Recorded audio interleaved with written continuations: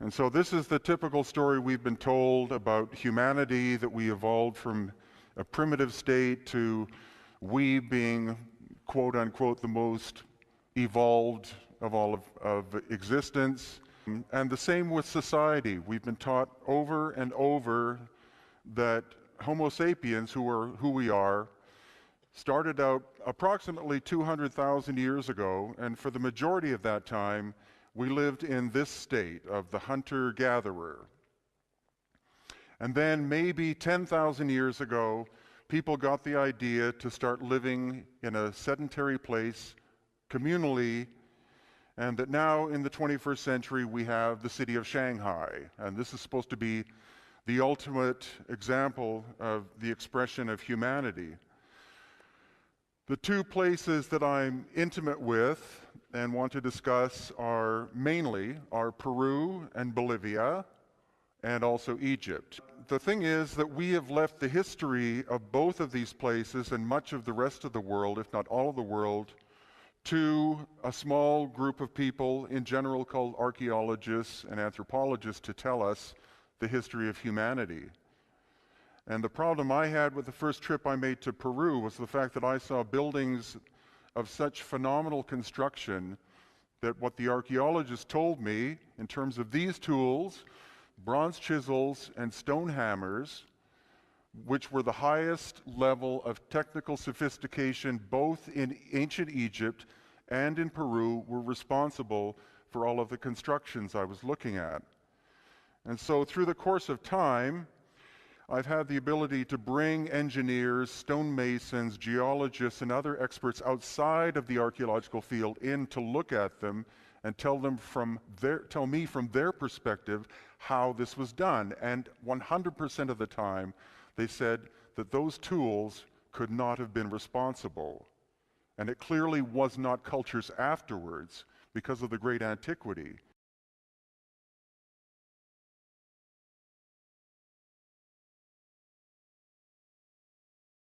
What I'd like to start you with is the Inca. The Inca were the largest civilization in pre-Columbian America, but nobody actually knows where the Inca came from after all this 800 years of their history. Supposedly they came from the area of Lake Titicaca, and the archaeological evidence tells us that they most likely came from the island of the Sun and the island of the Moon in Lake Titicaca. And what's important is what you're looking at is an Inca building. That's how the Inca built their structures, using bronze chisels and stone hammers. This is on the island of the Sun, and this is also on the island of the Sun. And you can imagine, whether you've worked with stone or not, that with that level of technology, this is achievable. As well as this. This is the same kind of construction, but with adobe mud as well. However, the other idea is that the Inca came from a place called Tiwanaku, which is in Bolivia. But the problem we have with the site of Tiwanaku is not only that it looks more sophisticated, but the entire place was reconstructed by French and Bolivian archaeologists in the 1960s. They put these buildings back together without any reference. They interpreted what they were doing, and they honestly made a complete mess of it. Because this, for example, which is called the Sun Gate, is a single piece of stone. The crack you see happened much after it was built, but it weighs 10 tons, and it was moved from its quarry 70 kilometers away. So the question is, how did ancient primitive people move it? There are no trees at that elevation of 13,000 feet. So it's one of the many enigmatic things we'll look at. The other is this surface. And I took an engineer called Christopher Dunn, who had been to the site of Pumapunku, which is also at Tiwanaku, to look at this. And he has instruments, because he worked in the aviation industry, he has precision measuring instruments which are technically almost perfect. And this stone, for example, over the space of at least 1 foot, if not longer, the surface does not deviate more than 2/10,000ths of an inch out of perfect flatness. And you can't do that with primitive technology, but the archaeologists insist that it was done using those tools. And about 10 years ago, some German architects took some of the stones at Pumapunku and showed what they originally would have looked like, which is this. And that, again, is way beyond what a Bronze Age culture could have possibly created. Also, what we find at these sites, and we find them actually at all of the megalithic, which means massive stone sites in Peru and Bolivia, are these strange elongated skulls. And the problem is that this display, for example, which is at Tiwanaku, has been shut down. You're not allowed to look at the skulls anymore. That could be conspiracy, but no one has ever carbon dated these skulls, and no one has ever DNA tested these skulls, but the archaeologists automatically assumed that these people, or some would say beings, were directly responsible for these constructions, and that is insufficient. Even the Inca people are always portrayed like this. They are very Indian looking, they have long black hair. The problem is that when the Spanish arrived in Peru, and the reason why they were able to overtake the Inca was the Inca were involved in a civil war at the time, and almost the entire royal population, who were the actual Inca.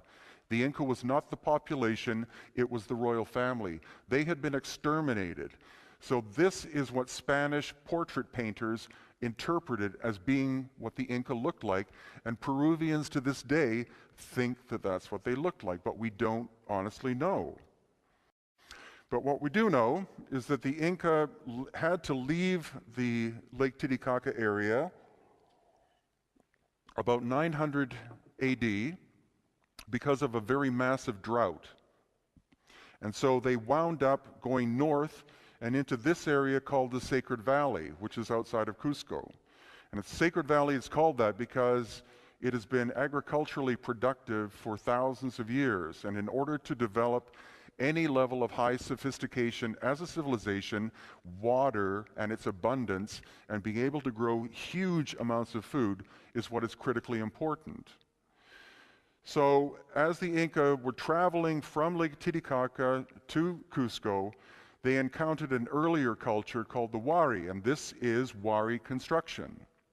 Again, very simple. But then what archaeologists say is that as soon as the Inca started to build the city of Cusco, they did this kind of work. But what you'll see, again, up above, you'll see that is Inca style, but it's based on a foundation of megalithic blocks. And the megalithic work is far more sophisticated than what the Inca did. So this is insinuating that the megalithic wall is older. And this building, called the Coricancha, which is in Cusco, is believed to have been the first building that the Inca ever built. And again, there is no mortar, there's no clay, there's no cement, there's no glue. This is stone on top of stone. And the precision of the construction is so tight-fitting, you cannot fit a human hair in between the blocks.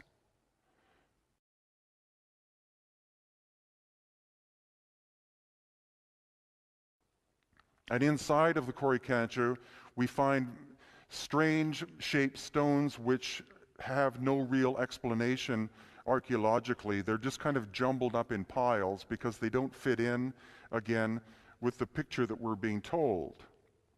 And this is my favorite because this is a drill hole in a stone. It's about this long, but both ends of the stone are broken, so we have no idea how far that hole went. And if you look at the scarring marks horizontally, going this way, you can see, and engineers have backed this up, modern engineers, that it must have been some kind of boring tool that was a very high vibration. It wasn't a drill that moved like this. It was a very high vibrational cutter. The teeth would have had to have been something like diamond in order to cut through, because this is harder than granite. But again, it's an artifact which archaeologists basically don't want to discuss. And then this is a stone tub or container of some kind, which is in the very center of this building. And the flowers that are planted around it are not just there to look good. You are literally not allowed to step inside and photograph what this is because somebody doesn't want this artifact studied. But what's intriguing is that about 10 years ago, a team was allowed to do excavations at number 8, which is this building, the Coricancha, and up on top at number 1, which is Sacsayhuaman. And they found a tunnel system cut through solid bedrock, connecting one with the other. The Inca could not have done that.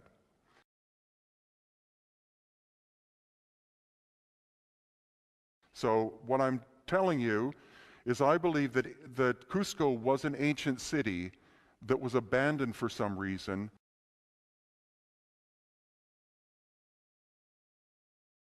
And after thousands of years, the Inca went to Cusco,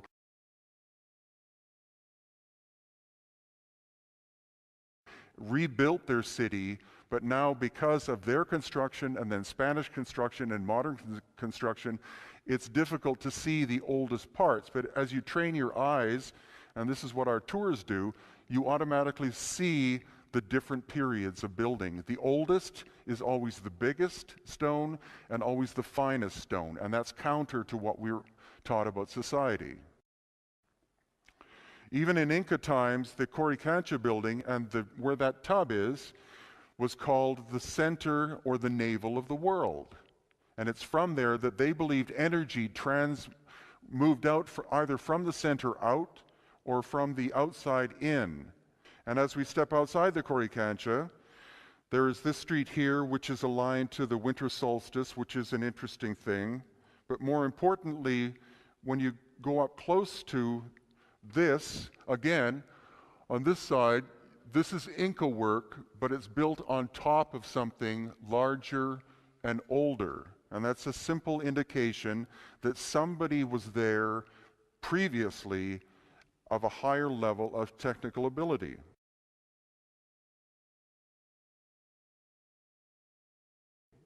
And again, excavations have been done. These elongated skulls show up, and they have not been carbon-14 tested for age, neither have they been DNA tested, but they're labeled as being Inca.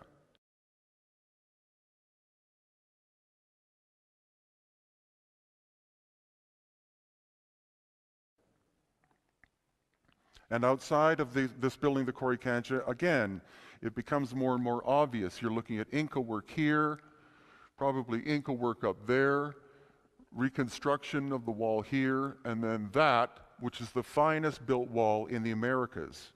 Again, in many places, you cannot fit a human hair in between the stones, and it's more than a meter thick. It's not hollow. It's continuous. And that would not be impossible today, but would be an incredible technical challenge. As well, we find these strange knobs exposed, and there has been no proper reasoning as to why they exist. There's another type of construction that these ancient builders, who I actually call the Pirwas, and that is from a very obscure manuscript written by a 17th century Spanish chronicler who was victimized by all the other historians. His name was Fernando de Montesinos, and he learned from what was left of the ancient Inca priesthood that there was a race of people who appeared 40 years after what they called the flood, and they built a city. And Peru comes from the name Pirwa. But what's intriguing about this is that you can see that it's polygonal construction. Every stone is a different shape and size. And the conventional story is that the Inca would find a stone of approximately the right shape it, put it into place, find something else, something that would fit somehow, and then shape it and fit it into place. But when you learn from the people of the area, what you find out is the builders, whoever they were, also put pictograms or animal figures into their construction. In this case, it's the shape of a puma, there and there. So that makes their construction job even more complex because, again, there's no mortar in between, and mortar is not used even in modern times, as something that strengthens a building. It's actually weaker than the building material. Concrete is not as hard in general as stone.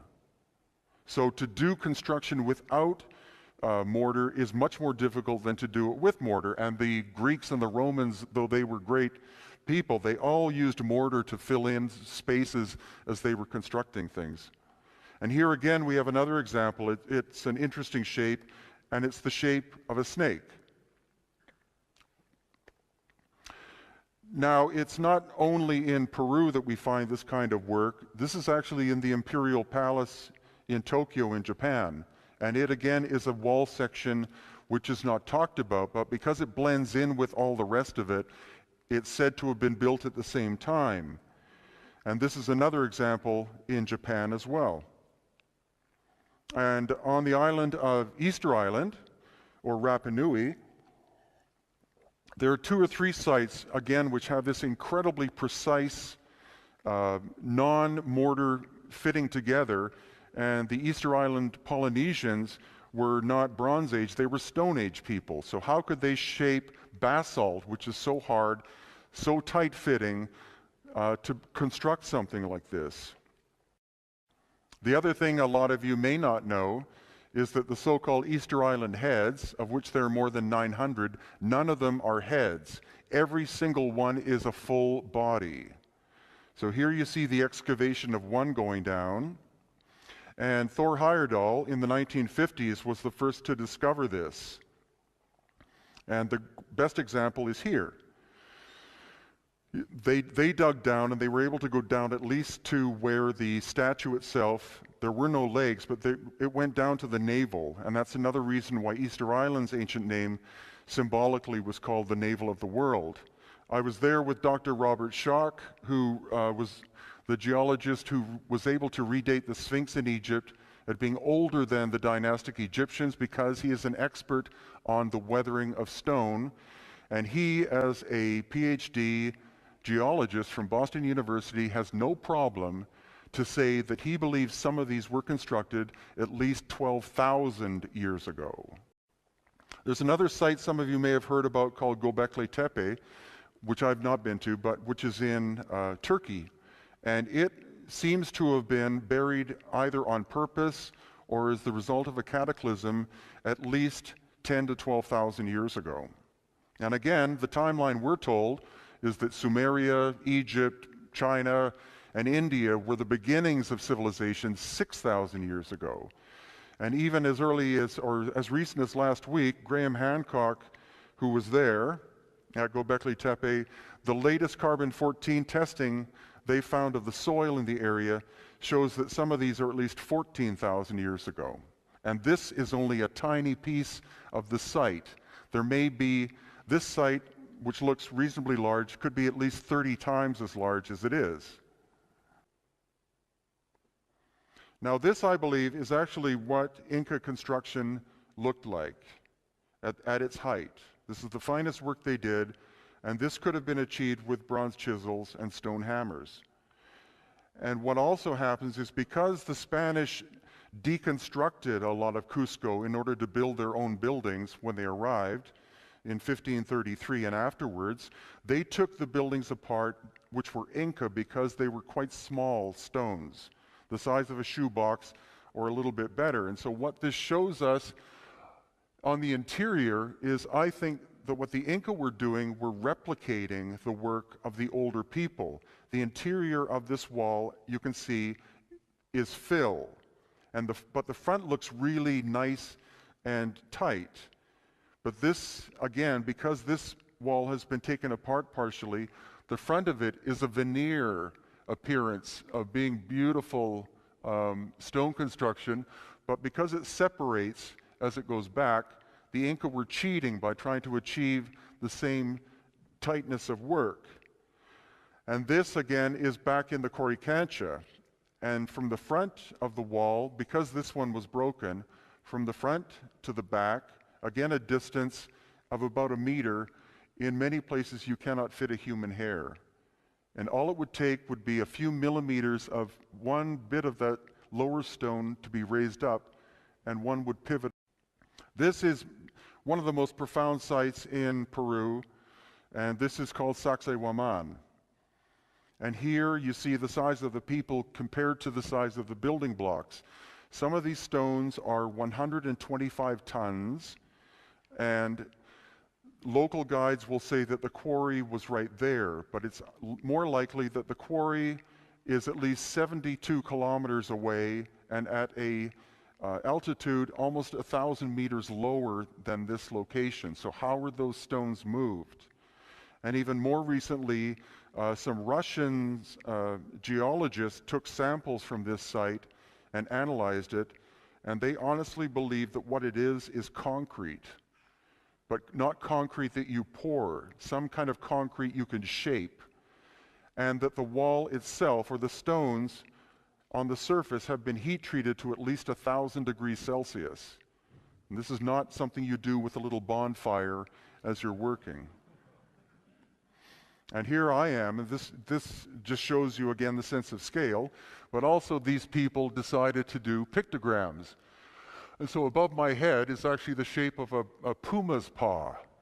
You can see the paw and the four toes. And again, also at Sacsayhuaman, we see examples of this, where you have this incredible cutting precision in stone, which is, there's the so-called Mohs scale, which is the hardness of materials. Diamond is 10, it's the ultimate in natural materials. This stone is about 7. Bronze is about 3.5. You can't cut stone like this with bronze tools. It would be like trying to cut a tree down with a plastic knife. It's impossible. The tool has to be harder than the material. But not only that, it is perfectly level, within 1/10 of 1 degree. And if some people say this was a quarry, but if it was a quarry, why would you be so precise about cutting the surface perfectly level like that? And in the area, we find these other cutout stones like this, and the weathering on this is so excessive that I'm hoping that Dr. Robert Schock will come in July of next year and be able to tell us when the stone cutting was actually achieved, because it's not like there are 1 or 10 or 50 stones like this. In the area of Cusco and the Sacred Valley, according to Jesus Gomara, who is the local expert, there are more than 5,000 of them. So when people say this was an Inca throne, there were a lot of Inca, obviously. And this one is even more dramatic, because if you see the front, this one here and that one, and even the one in behind, at one time all 3 were interconnected. Something happened to this massive stone with an upside down staircase. It's much larger than a bus. Something caused it to snap into 3 pieces. It could have been a very ancient cataclysm. And again, we find just structure after structure. It looks molded, or like concrete or something. And again, another example, as we get closer to this, which is called Amaru Machai, again, you see the erosion of it. This is very hard limestone, but it's unlikely, though we need a geologist to corroborate it, it's unlikely that this is the result of weathering during the time of the Incas. It looks too old, and if you've ever been to Turkey, you see a lot of this kind of thing too. And there's talk of sites in Turkey being thousands and thousands of years old, like Göbekli Tepe is. On the interior of this one, there are surfaces which are so polished, some people again say that whoever did the work applied some kind of high heat to it to melt the surface and make it glass-like. And this is another example of that. And here is a site called Pisac, and you can see the wall in the front is of much higher quality than the work in the back, but it's all said to have been done at the same time. And how would you have people of such different technical ability working side by side to create such a difference in construction? And one of our favorite sites is in a cave outside of Cusco. And this actually is not on the tourist map, and as far as I know has not been discussed by archaeologists much. It's just an astonishing sculpting of a stone surface with unknown tools. And inside the same cave, we have this, which is kind of inexplicable because it's a false door and it doesn't go anywhere. But somebody was able to cut into the stone surface like that, one would presume with reasonable ease. And again, we have the same kind of symbol, but what is kind of important about this is that what we see at most of the major so-called Inca sites is you'll see three levels of construction. You see this, which is very precise cutting and shaping. Next to it, you have stones interlocking into it without mortar. And then in the back, you have mortar work. And the work in the back we know is Inca, but whoever did this other, we honestly, we theorize. Now, this is a very famous symbol for anyone who has been to Peru. It's called the Chicana, which means the Andean cross. And it, though being a simple symbol, is incredibly complicated in terms of what all of these angles and facets represent. But what's kind of more intriguing is where you see it says Ruta Viracocha, and that means the way of Viracocha or the path of Viracocha. And if you look at a map of Peru, including Bolivia, there is this so-called path, and along it, all of the major archaeological sites of super great antiquity, including Tiwanaku, Pucara, Cusco, Machu Picchu, Ollantaytambo, and Cajamarca are all within a very narrow band of that one specific line for some very strange reason. And at the site of Ollantaytambo, which is actually one of the largest complexes in Peru, or actually the world, we distinctly see very different styles of construction, though it was said that this was built probably over the course of 20 or 30 years. What you see are the magnificent Inca terraces here, which the Inca were responsible for. They were masters of agriculture and engineering on a Bronze Age level. But as we go higher up, then we start to encounter other ways of construction which are far more difficult.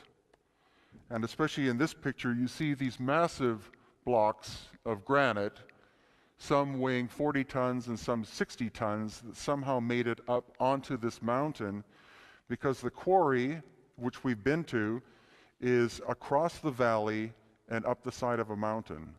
So somehow, minimum of 60-ton blocks were moved down the mountain, across the valley, across the river, and then up on top here, and they fit still with amazing precision. Especially as you can see here, again, where I am, you cannot fit a human hair from the right side to the left side. That block is perfect or almost technically perfect in terms of how it fits with the ones underneath of it. And what is likely is that this again was an example of what happened when there was a cataclysm in the distant past, destroying the beautiful megalithic ancient things, and then when the Inca arrived, they rebuilt around it. And this actually is Jesus Gamarra, who's the expert, in front of what is left of the intact part of the so-called Sun Temple. But on the right-hand side of this wall, we see this, which is Inca period reconstruction. And you can see that if the Inca were responsible for all of this work, they would have fit one next to the other.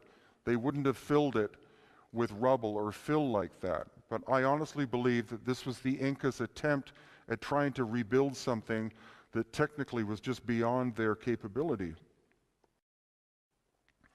And other evidence we have is this photograph was taken in 1930, before there was any kind of reconstruction by archaeologists or the tourist board or anyone. And this, I believe, shows us also because the Spanish prohibited anyone from visiting these sites when they arrived in Peru, because this was regarded as pagan.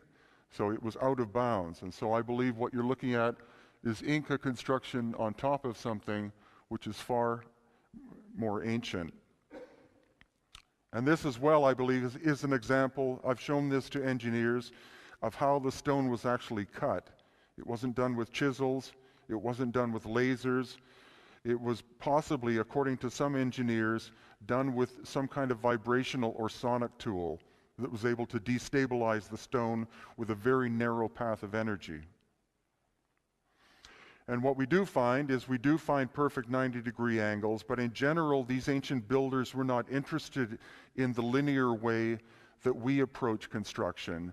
They were more interested in organic ways, which makes it a very difficult job actually for engineers when you take them, because they don't understand why they would do the construction technique that they did. It looks far more difficult than to do it in the standard what we would call a Western technique. And this is another example of where stone has been extracted from the bedrock using an unknown kind of technology. The question is, you can cut down one side, cut down the other side, cut down the bottom, but how do you extract the stone? How do you get in behind it to cut it down is the question that most engineers have, and archaeologists in general don't even want to bother to look at this sort of thing. And just more examples. Across the valley from Ollantaytambo is this mountain. And if you look, you can see buildings clinging to the side, which are great achievements of the Inca civilization. We know because as we go up there, we can see the construction technique. But one of the anomalies we see here is this, which may be kind of difficult to see in the picture, but it is the profile of a human head, about 500 feet tall. A lot of people will say that it's natural, but as you get closer to it, I think as a sculptor, somebody was responsible. Here we see the mouth, we see a fang or a tooth, and then the eye there. And it very much, once you see it, it's difficult to dismiss it as being a natural phenomenon. And Machu Picchu, of course, is the most famous ancient site in South America, said to have been built by the Inca over the course of 30 years, about 600 years ago.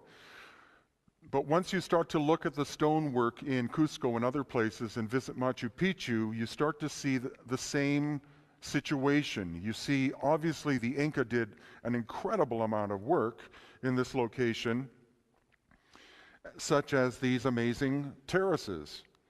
But you see, it's stone stacked upon stone. It's all local stone, which has been used. But this is a photograph from 1911 when it was discovered by Hiram Bingham. And already you can see the difference. Contrary to what some people say, Machu Picchu was not totally overgrown by plants, but it was high enough in an obscure enough area that it's difficult to see unless you're actually up there looking at it.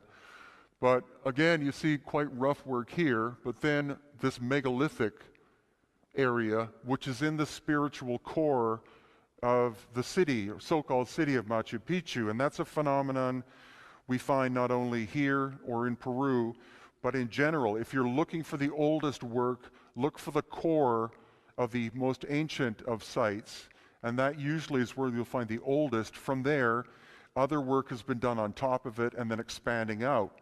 But in some places, there's so much work that has been done that it's difficult to see the actual oldest part of it. But this makes it kind of obvious.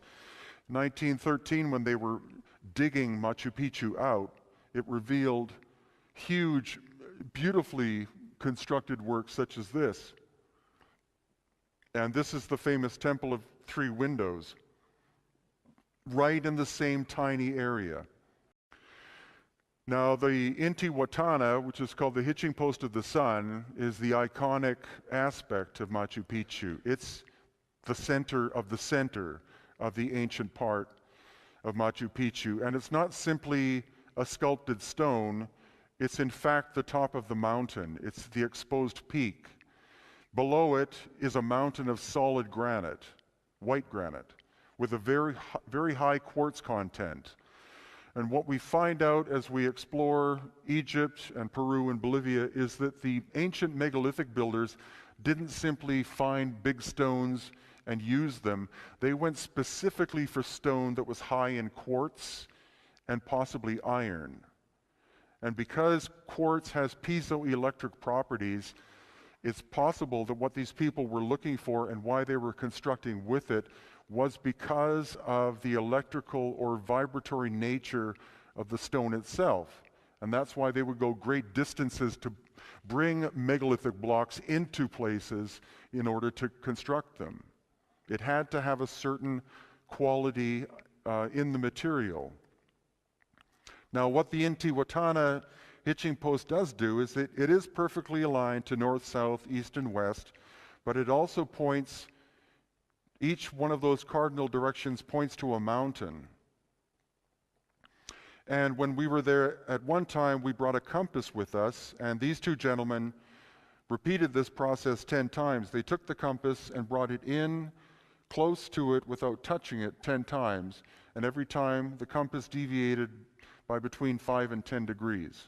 Now you're not allowed to be too close to the structure. They say it's because they don't want people touching it, but if you're a conspiracy theorist, maybe they don't want close examination. And a lot of Peru is starting to be that way. They're cordoning off areas so you're not allowed to go in and make measurements and things. And I think this is an obvious example of where you see three distinct building styles, all done in exactly the same place, but for unknown reasons.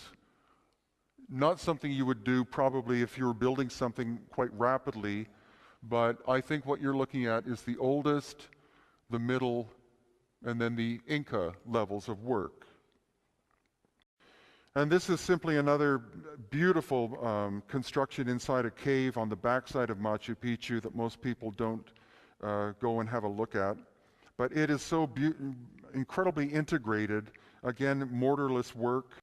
And as we travel out from the city of Cusco, actually heading back towards Lake Titicaca, what you can see here is you see adobe construction predominantly, but underneath it is a megalithic foundation. And if the megalithic work was done structurally by the Inca, you would think they would produce a beautifully straight line where one material intersected the other. But it literally looks as though they found a ruin and built on top of it, which I think definitely is the case.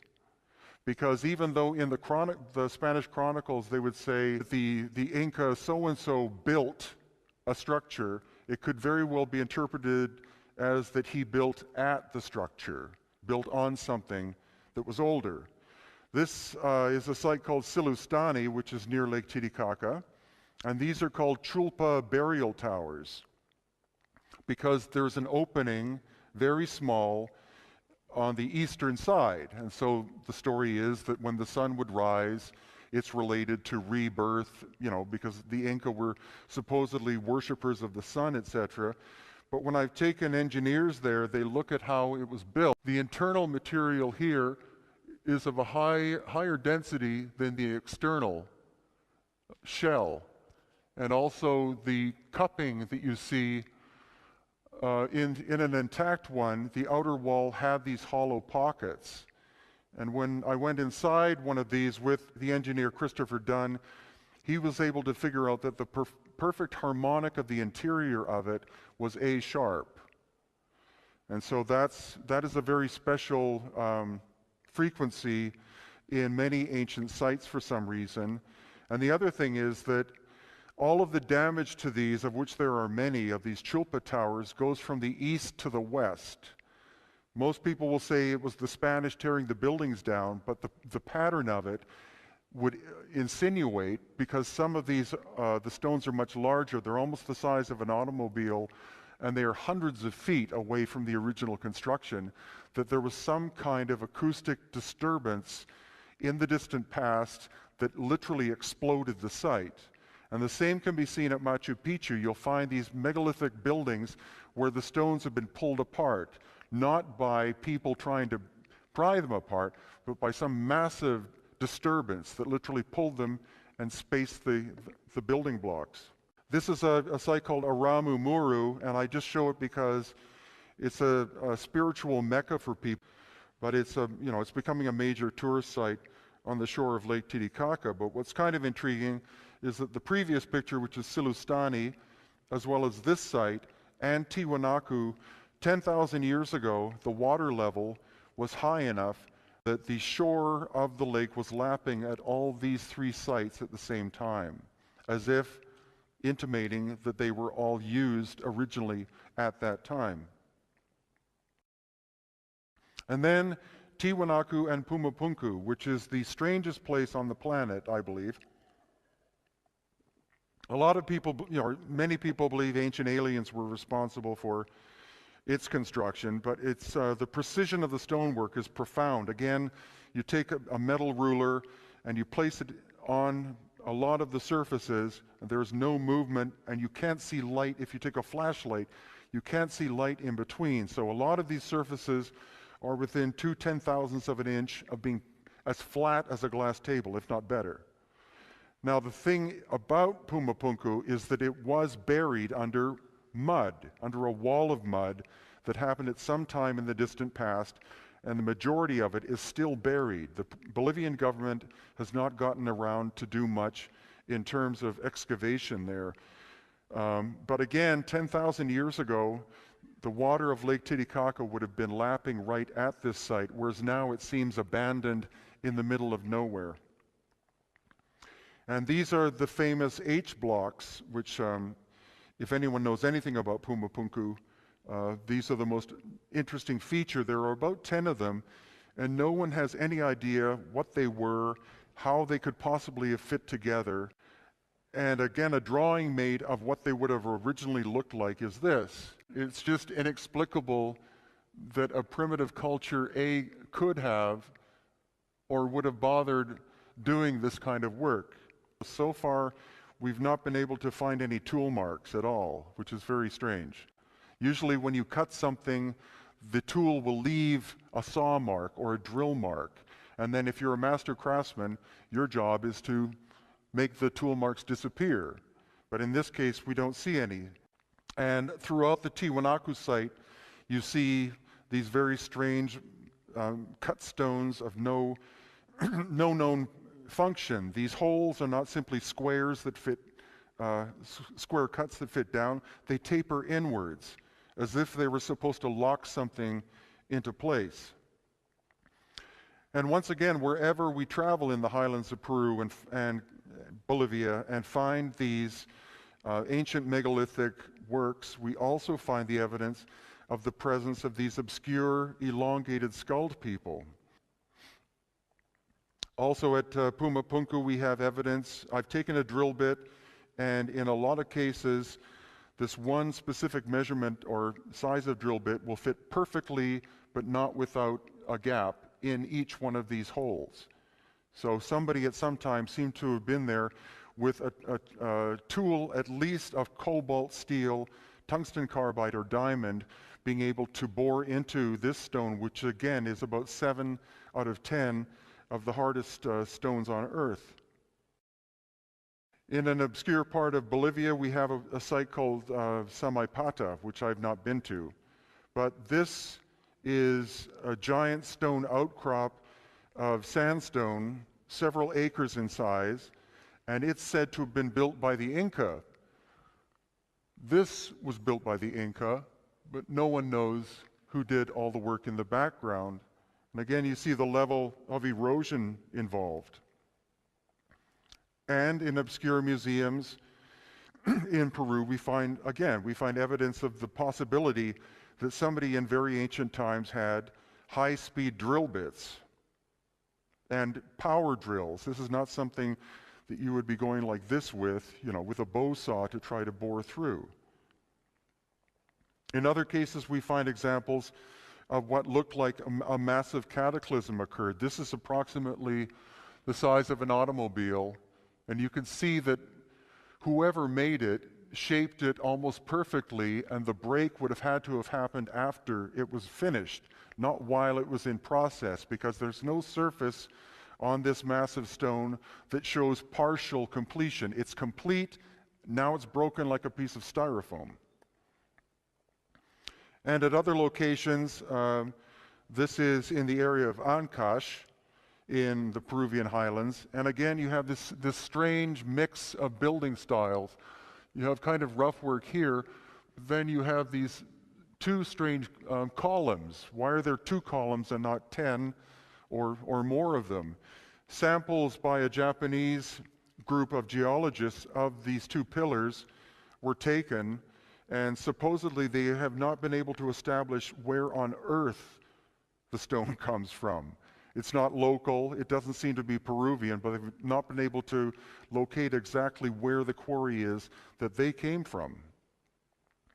And even farther north, there is this channel which is carved into the bedrock, which at this point is about 8 kilometers long, and originally it would have been much longer, because if you go to one end or the other end, you can see where it's been so filled in over time that it no longer functions as a way to distribute water. But it's just one of these, it's a very strange one of many, many sites in Peru that most tourists have never been to. It also has these right-angled channels in it. Now, in terms of time, like when would this have been, this ancient work, when could it have been made? And there's growing evidence about a time of about 11,500 to 11,700 years ago. Comets either came close, or a comet came either very close to the Earth or in fact struck the Earth at about 11,500 years ago. And what it did is it changed the course and the nature of the planet. It caused the end of the Ice Age.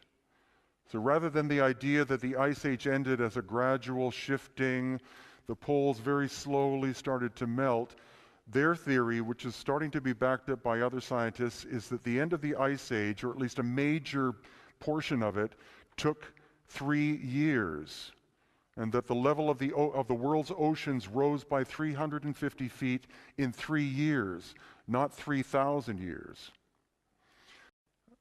Relating to a subject I don't like to talk about too much, which is Atlantis, because there's too much garbage written about it, is that according to Plato, we're looking at the same timeline, that whatever Atlantis was disappeared about 11,500 to 12,000 years ago.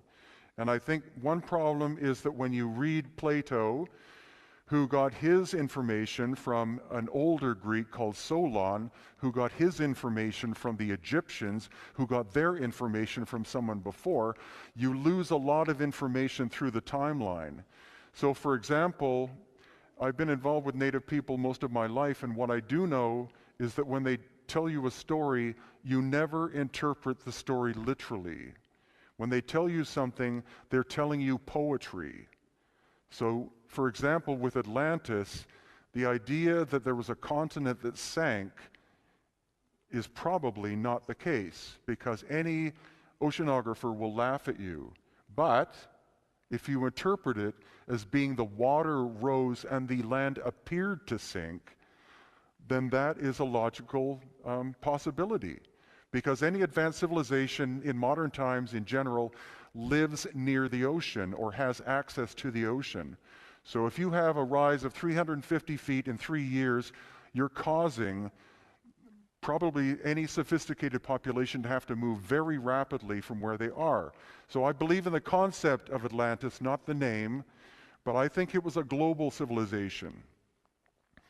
And another writer called Barbara Han Clow, based on Allen and Dallaire's work, but also based on the fact that her grandfather was a native Cherokee, she was able to take both the science and the oral tradition and put them together in timeline. And again, 11,500 to 11,700 years ago, there was a terrible event that happened on the planet. And some speculate that even what happened is that not only the melting of the poles, but also that's when our planet went from perfect alignment to 23.5 degrees. The consequence of that is not only the fact that, is the fact that you would go from 2 seasons to 4 almost instantaneously. That would disrupt all of life on Earth automatically. And then the work of Dr. Paul Laviolette, he believes that at exactly the same time, 11,500 to around 11,700 or so years ago, there was an ejection from the core of our galaxy. And his theory, which is backed up by testing in ice cores, is called the galactic superwave. And that's that rather than the center of our galaxy being a black hole, it's a pulsar. And what a pulsar does is it pulses. So his theory is that approximately every 11, 12, or 13,000 years ago, it shifts depending, because the universe is not a precise clock. But around 11, 12, 13,000 years ago, there is a disruption or an emission from galactic center, and that energy of all forms, gamma rays, etc., travels through the galactic center. And at this time, it went straight through our solar system, and it pulled plasma from the sun and hit the Earth in very specific spots. It was not like a big ball of fire engulfed the Earth, because we wouldn't be here. But it hit high elevation sites, such as Peru, and it superheated the atmosphere temporarily, and that, he believes, is what caused the melting of the poles, again causing the rise in sea levels very rapidly, causing anyone alive to have to move. But there is evidence from other researchers that inside the Mediterranean there are cities, and off the coast of India, especially because when the tsunami happened in 2007, I think it was, supposedly eyewitnesses who were Indian fishermen out fishing at sea, they were outside of the zone where the actual, because before the tsunami came, it had to pull the water from the tidal region back to fuel this thing. And they literally saw that for a very short time, cities that were exposed, or buildings, and then when the tsunami went through, they were covered up. And then also Dr. Robert Schoch, who I've mentioned before, his theory, again, around 11,700 years ago, was that the sun itself had a plasma disruption, and this is based, again, on science, that 11,500 to 11,700 years ago, the Earth, or the sun, became very active, which it's doing right now, but it was so disruptive at that point that it sent plasma which were not only sunbursts, they actually struck the planet and did exactly the same thing as these other researchers are talking about. So you have 4 more or less independent studies and more stating that the end of the Ice Age was a very rapid event.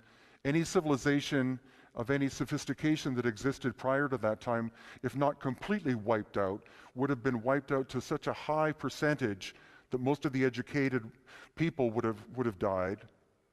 And so most of their information, their technology, would have been lost. The little pocket of people that did survive, that repopulated the planet, would have had memory, but they would have had myth rather than science. And when you look at any mythology of most indigenous cultures, their myths are usually based on fact. The trouble is, over such a long course of time, you have reinterpretation, and you have, the stories become more fantastic and larger and different. So in Egypt, which ties into Dr. Schoch, again, he being an expert on the erosion of stone, was brought by a man called John Anthony West to the site of the Sphinx. And if you don't know, the Sphinx is inside what's called the Sphinx enclosure. The Sphinx does not lie on flat land. It's inside this huge pit. And what Dr. Schoch was able to state as a geologist is that the weathering on the Sphinx and the Sphinx enclosure was not the result of wind and sand. It was the result of water. It had to be precipitation. So he was able to get in contact with climatologists, and they were able to build a computer model to go back in time to find out when that event could have been. And the result was approximately 8,000 years ago is when there could have been enough rain to cause this erosion. And immediately, practically every Egyptologist on the planet attacked him because dynastic Egypt is not supposed to go back more than about 5,100 years. So Dr. Schock was dating the Sphinx's construction at least 2 or 3 years earlier, or at least the erosion earlier than the existence of the dynastic Egyptians. And this is a building right in front of the Sphinx. It's called the Sphinx Temple, and each one of these blocks is multi-ton, and it came from the Sphinx enclosure. So this giant temple complex, all of these blocks were cut out and moved and built. It's not like people were there chipping away to cut the Sphinx out of the stone. Someone had the technology to move multi-ton stones out of it and build a temple right in front of it. And again, you see the amount of weathering involved. And the Great Pyramid itself. If you've never been to Egypt, you should go and look at this because it is mind-boggling in scale. Even being in Peru and Bolivia looking at things, when you're literally standing looking at the Great Pyramid, that's when you get a sense of what it is. It's difficult from photographs. But it is profoundly huge. 2,300,000 multi-ton blocks make up the Great Pyramid. And what's more intriguing is it's known that most of it is made of limestone. The limestone came from that exact area, but there is multi-ton granite inside, especially inside the chambers, as well as basalt like this. And all of the stone aside from the limestone was brought from great distance. All of the rose granite, which is in the Great Pyramid and other pyramids, was brought from 500 miles away somehow. And some of the stone that was moved weighs 1,000 tons. So it's unlikely they were dragging it across the desert. It's unlikely they were building boats or barges to move that, because you're talking 600 automobiles, and you can't build a papyrus raft, or even a wooden boat that could carry that. So it's one of the many, many mysteries of Egypt. But here, and it's not that evident in the photograph, unfortunately, is you see this line coming this way, like that. It is approximately 1/8 of an inch wide, and it cuts into the stone. And if you measure that arc and expand it to how big a saw could have been to do this cutting, the saw would have been at least 6 meters in diameter with a width of 1/8 of an inch. Something of that size, moving at high speed, we can't do because it would be so flexible and so unstable.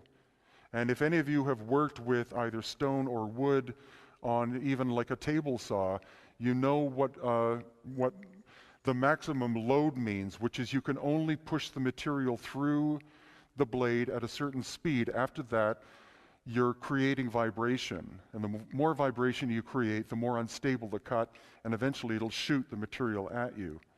So we have evidence, and in many places, of the use of circular saws, which had to have been under power, at least 6 meters in diameter. The other thing is, the standard idea is that this is one of the first pyramids, because it was an experiment. What they did is they started to build mud brick buildings, and then what they would do is they would add level after level like this because of stability. You make each level above smaller in order to make sure that the whole thing doesn't fall apart. However, there's no direct evidence that this is one of the older pyramids. It's actually more likely that the Great Pyramid is much older. The Great Pyramids, plural, plus the Sphinx, plus the Sphinx Temple, plus the Valley Temple, plus other buildings predate the dynastic Egyptians by thousands of years, and possibly, according to oral tradition, prior to 11,700 years ago. So it's possible that buildings like this, some of the Peruvian, some of the Bolivian, and other ones, were built by this ancient civilization who were the victims of this massive cataclysm. The other question is, what was the function, for example, of the Great Pyramid? Of course, people say, well, it was a tomb for an arrogant king. Unfortunately, what we find is that the majority of archaeologists in general who look at foreign sites like Egypt, Peru, Bolivia, etc., they're taking their Western mindset with them when they try to interpret another people. And Europe, we know, was very barbaric in terms of you did have kings who were despots. They treated themselves as the highest level of life, and everyone else was more or less a peon. However, ancient societies in other parts of the world were not like that. The Inca were not kings, the Inca were not rulers. The Inca were caretakers. And I know that from working with native people to this day. Someone who is a chief is not the highest person. It's the opposite. He is responsible for the livelihood, and we know that the Inca were that way, so it's quite possible that ancient Egyptians, etc., were that way as well, that they wouldn't think, use all the resources because I'm arrogant and special, build me a massive thing for me to be buried in, because the precision of this building is almost 21st century. For example, Khufu, who was a pharaoh, decided to have this built. He said, cut a line into the bedrock because I want to be buried here. And then as they were building it, he changed his mind and he said, no, wait a second, I want to be buried in number 5. And then he changed his mind and he said, no, wait a second, I want to be buried in number 8. Now the precision of this passageway, the descending passage, they know by laser it's more than 300 feet long, and it deviates from laser perfection by 1/8 of an inch. The Egyptians did not have the capability of doing that work, no matter what the pharaoh may have wanted. When you bring an engineer, such as Christopher Dunn, to look at this, he believes that the Giza pyramids were power plants. And this relates to some of the other subjects that we're discussing in terms of lost technology or free energy. And how they worked was that there are a series of tunnels that go from the Nile, and from the Nile they go straight to and underneath the Great Pyramid and the other 2 pyramids on that site. And that he believes that it was chemicals they were using to create hydrogen, but other people believe that what they were doing is they were moving water, and it was gravity fed underneath the Great Pyramid, and that at one time there were mechanisms inside the Great Pyramid that were capable of splitting water into hydrogen and oxygen, creating energy. So that I find actually is a more logical idea than the idea that it was a tomb. The thing, though, is that if these buildings were there 12,000 years ago, were abandoned and actually shut down because of the shift of the Earth from its perfect alignment off to 23.5 degrees, the destruction of the civilization, the loss of knowledge. Then 5,000 years ago, the dynastic Egyptians show up and they see these structures, and of course they adopt them. And it's quite possible that Khufu said, put my name on that building because I am the pharaoh.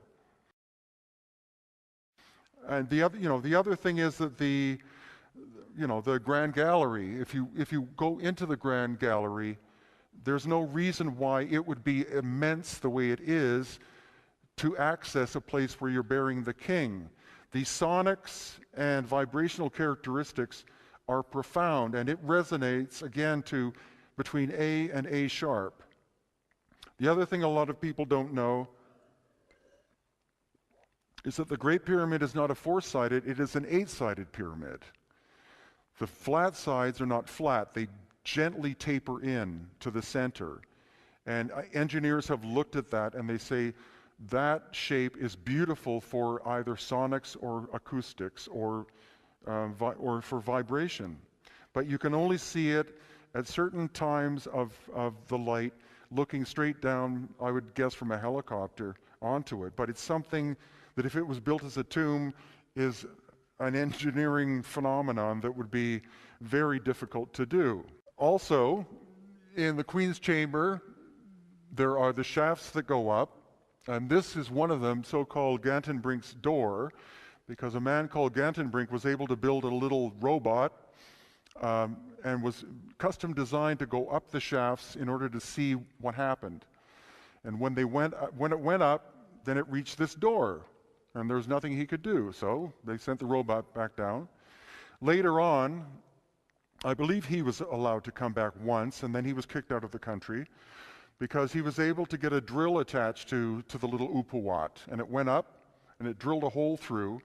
And what they found out was that though they thought these were two little flanges for sealing, the area off or whatever, Christopher Dunn, after being able to see photographs of the interior, believes that this was actually part of the wiring system of the Great Pyramid, that again, it's part of the electrical nature, and the reason why they're so eroded was because of the wear of the functioning of the Giza power plant.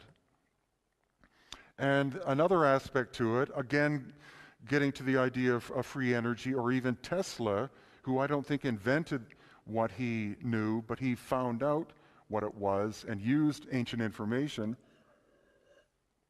were the obelisks, of which there are many, used as almost like occult symbols now. Of course, there's one in St. Peter's Square, there's one in London, one in Paris, etc. But what you see when you look at these from very up close is the precision of the cutting of the hieroglyphs is inferior to the surface of the stone. And what's probably the case is that these obelisks are thousands of years older than the hieroglyphs, but at one point a pharaoh decided that a flat, empty surface was a great place to have his name and story written on. And going as an aspect of the Giza power plant system, this is what it could have functioned as. The power plants, being the pyramids, could have been the generators, and the obelisks were the receivers. And they would have been strategically placed at so-called sacred sites, but what you find out, if you go to so-called sacred sites where you do find evidence of lost ancient technology, is that these, as well as possibly some in Peru and Bolivia and other locations, may have had a pragmatic energy generating function. And because of the nature of the stone that was used, there still is energy at work, but it's at a very tiny scale compared to what it would have been like. And that's why when you go into the Great Pyramid, you almost automatically go into an alternate state of consciousness, and that's why it's a great place to meditate, because there still is energy moving through the structure. And again, if you harmonize to A or A sharp in the King's Chamber, the volume expands. It's not like you're just hitting a tone. You're hitting a tone where all of a sudden it's much louder than the sound you're making. Maybe you're striking the exact harmony or resonance of how this particular building functioned.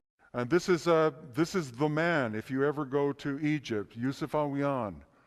He is probably the most knowledgeable person of so-called alternative knowledge in Egypt. And it's based on his family lineage. He's in fact descended from the Comitian people who existed prior to the dynastic Egyptians. And another thing that we saw when we were on the Giza Plateau, very much out of bounds, but it's because Yusuf was born and grew up across the street. You can see the Sphinx's head right up there. But because his father was a guide for more than 70 years in this area, Yusuf knows all of the guards. And so if he wants access, he doesn't have to ask the government anything.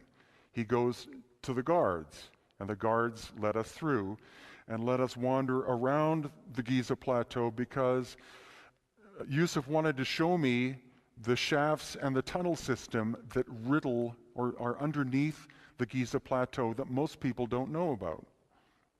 So this is a covering of one of these shafts, and it's approximately 10 feet by 10 feet. At the moment, it goes down about 100 feet, but it's filled with sand. So over the course of thousands of years, it's very likely that sand has been filling it up. There's no sense in taking the sand out, but these are supposed to go down hundreds of feet vertically down and intersect with the tunnel system that goes under not only the Giza Plateau, but specifically underneath the pyramids. And it's the water channeling system that originally came from the Nile, but not the Nile where it is.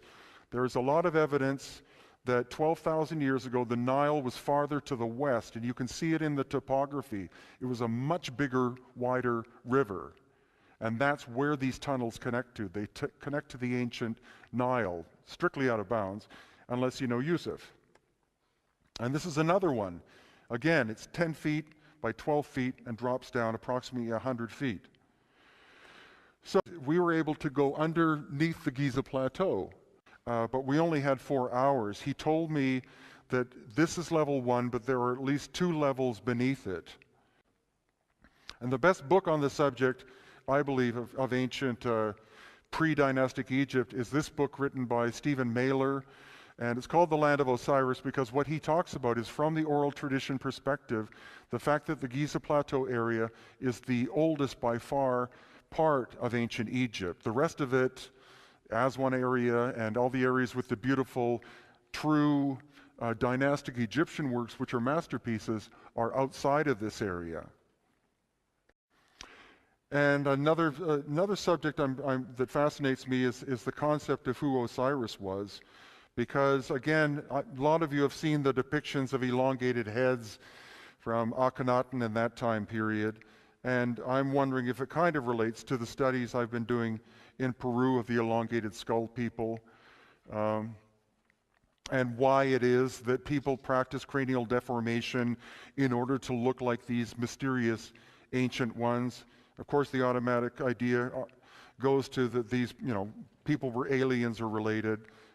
We are presently doing DNA testing of the ancient Paracas people of Peru. It's taken a long time, though, because the DNA is more than 2,000 years old, so it's very time-consuming and expensive to get the results. But once I do get results, I will let people know. Another building which is in Egypt is called the Bent Pyramid. And the conventional archaeologist's idea of why, or Egyptologist's idea of why it is the way it is in terms of shape, is that literally, and I think it's racism, that the ancient Egyptian engineers got halfway into constructing this massive structure and figured out that the angle was wrong. And so they had to compensate by changing the angle in order to reach the peak. And that's completely stupid. They would have built a model first and figured out the angle. But according to the oral tradition, this again was supposedly built by an emperor or a pharaoh called Sneferu, but it actually means, Sneferu means double harmony. And so when the famous designer Buckminster Fuller, who was a Canadian, went and saw this structure, that's exactly what he said about it. He said it looks like it has 2 angles because it was supposed to have 2 different frequencies. And inside of it, again, a so-called burial chamber, but the baffling system and the accuracy of its construction, the acoustics are so profound that I think the idea that it was a vibratory structure is far more plausible than the idea that it was a tomb. And again, Egyptologists insist that these are the tools that were used to do the work. And the great question or the great argument is, well, then where are the tools? Where are the high-tech tools? And the analogy I would give is that if you had an incredible level of technology and you had machines of some kind made of gold and crystal and different materials to build up, then you wouldn't necessarily find them buried in the ground. If they were abandoned, then they would have been abandoned on the ground. And then much later, after this civilization was no longer in existence, somebody shows up, much like if you took a cell phone and you threw it in a part of the jungle somewhere where no one had ever been in contact with Western civilization, they would find this thing a curiosity, and they would open it up, and they would see a light flashing, and then they would think it's a very special thing, not a god, but a very special thing. Eventually the battery dies. It's not doing its magic job anymore. So then they're curious and they take it apart. And then they see something shiny inside, which is maybe gold. They take that out and they make an ornament out of it. Somebody else takes other parts of it. I think any of the ancient machines would have been recycled. Anything made of gold would have been stripped off because these things don't do anything anymore. and your culture doesn't understand what it is. And over time, it's the same thing as an automobile. If you abandon an automobile somewhere, someone's going to steal the tires quite quickly, and then the radio and other parts. So that's unless this stuff was buried on purpose, which is possible, but none has been found. This is another example of Yusuf with cut stone surface. The diameter of the saw that would have cut through this basalt would have been at least 6 meters to 8 meters in diameter, and the cutting pattern, which means that every rotation of the saw makes a groove or it makes an impression in the stone as it's moving. The speed at which this saw moved, by some experts, is twice the speed of what a 21st century saw can do. And these we find as well. We find these scattered all over the place. Precision drill holes in the middle of the desert. Nobody in recent times would go out there with a drill to core sample something like this, because there are lots of them. But it takes an eye to see them. This gives you a sense of the size of them. And again, the feed rate, which is the rate at which the cutter is going through the stone, in this case rose granite, is approximately at least twice the speed of what a modern diamond cutting drill can do. And unfortunately, you can't see this too well, but this will show you the impression. I have lots of photos on my website, etc., but you see the pattern of the cut as it goes. It's approximately every 2 to 3 millimeters is one rotation of this cutting tool. We also find strange things like this. This material is called quartzite. It's very hard. And these strange tub-looking things were not originally in this place at Abu Ghurab, which is in the desert of Egypt, but they were scattered about. Nobody has any idea what they were for, but conventional Egyptology says that they were the bowls, or they were giant bowls for the sacrificial blood of special bulls for some reason. But the thing is, anybody who's ever made a sink, the trouble is once you get the blood in the bowl, how do you get the blood out of the bowl when the drain hole is only halfway down? The drain hole should be at the bottom or lower down. But again, in each one of these, you have this very precise, cored out drill hole. And then here's Mirene. And this is the Serapeum, which is completely amazing. It's only been open or reopened for a year because it was thought too dangerous to go inside because the ceiling is supposedly unstable. But these are boxes made of gray granite and rose granite. The boxes themselves weigh 70 tons, and the lids weigh 10 to 15 tons. These are located, there are 28 of them, I believe. They're in a tunnel underneath the desert. No one knows how they got the boxes in to begin with, how they moved them from the quarry 500 miles away. But also the lid, for some reason, was cut out of the same block of stone. They fit together because they were once one piece. And again, Christopher Dunn has taken his instruments and measured the surfaces outside and inside, and they are within 2/10,000ths of an inch in precision of flatness. And this is Stephen Mailer, but this is an incredible example of the fact that, again, the precision of this surface is as close to being perfectly flat as is technically possible, and yet the hieroglyphics on them look like they were done with a nail or a screwdriver. They are so awful in terms of quality. So most Egyptologists say, well, because we're reading what's written on the box, and the box is telling us who made it and how it was made. But that is like somebody going up to a Maserati that was just made after someone has taken a key and carved a story into it and said, Bob the plumber made and designed this car. It's the same kind of story. You can run your hand up and down this surface, and then you look at the quality of the hieroglyphics, and it does look like a 5-year-old did the hieroglyphic work. It's not the work of the same time period. Nobody would be allowed to do such awful workmanship on top of something out of hard stone that is technically almost impossible to do. And then this is the interior. of the box itself. It's a smooth, it's illegal to do this, which I did, but it's as smooth on the inside as it is on the outside. And as well is the statuary, and this is one of the more interesting stories because Christopher Dunn, the engineer, he works, or recently retired, but he worked in the aeronautics industry designing and making precision parts for jet engines.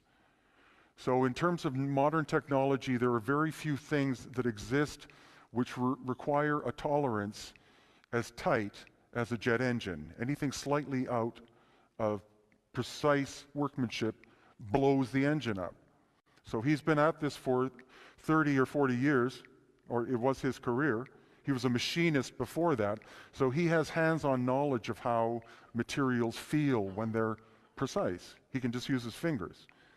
So he's an expert on that. But what he did is he started to look at the statuary because he noticed that they were just, this is not the only example, but a number of the ones you'll see that say Ramses on them, of which Ramses went crazy with having his name put on sculptures, is that this material is called diorite, and it is 8 on the Mohs scale out of 10. So the only material that can cut diorite is diamond, nothing else. Doesn't matter how long you're sitting there pounding with another stone at it, you're not going to create this kind of precision. But what he found is that a lot of the, especially rose granite statues, he would run his hand along the headdress part of it, and he couldn't feel a flaw. This way, like the curve this way and the curve that way. I've been a sculptor all my life, and I know you can't get that level of precision. You always make mistakes because of the nature of human hand-eye coordination. So he started to do studies, computer modeling, and what he found out is that with a number of the so-called Ramses statues, some of which are this big, others which are much bigger, that the precision of workmanship of those sculptures could have only been achieved with machining technology, and not just machining as in somebody with some kind of tool cutting it, a machine that is called a CNC machine, which is a computer-controlled machine that goes in with a cutting head, and it is programmed to do cutting. That is how all modern cars are designed, or at least the prototypes are done. Cars used to be done with some Italian designer going like this and shaping it. Now it's all done by robotics, and that's why when you run your hand across the surface or anything like this is not something that was done by hand. It was done by a computer program that was able to go in perfectly do the cutting job. And so as he analyzed some of the faces and other features of the Ramses statues, that's what he found. He would take clear plastic, put it over top, put a line right down the center of the face, and then he would draw and measure out all of the characteristics. And then he would switch it over to the other side, and the precision was basically perfect from one side to the other. Now, A, a human face is not perfect, and B, there's no sculptor in the world that can achieve that level. We're talking within much, much, much smaller than a millimeter difference from one side to the other. And this is an example of how he achieved that on certain features. The ears, no, but other features. So he honestly believes that some of these ancient sculptures were created using a technology similar to what we have, which is called a CNC machine. It would go down, it would cut one side of it three-dimensionally, and then come back, and the program would simply invert the program, and then it would go and do the other side like that. And what we do know, because when you look at the detail of the cartouche, which is the name put on a lot of the Ramses statues, the quality of the workmanship of the cartouche is far inferior to the workmanship itself. So the theory is what happened is that these sculptures are thousands of years older than the dynastic Egyptians. During the time of Ramses, for example, a number of them were found, and his priests, because they were actually in charge of the entire society, when they would find or reveal one of these, they would say, "Great Ramses, we found this sculpture. We should have your name put on this."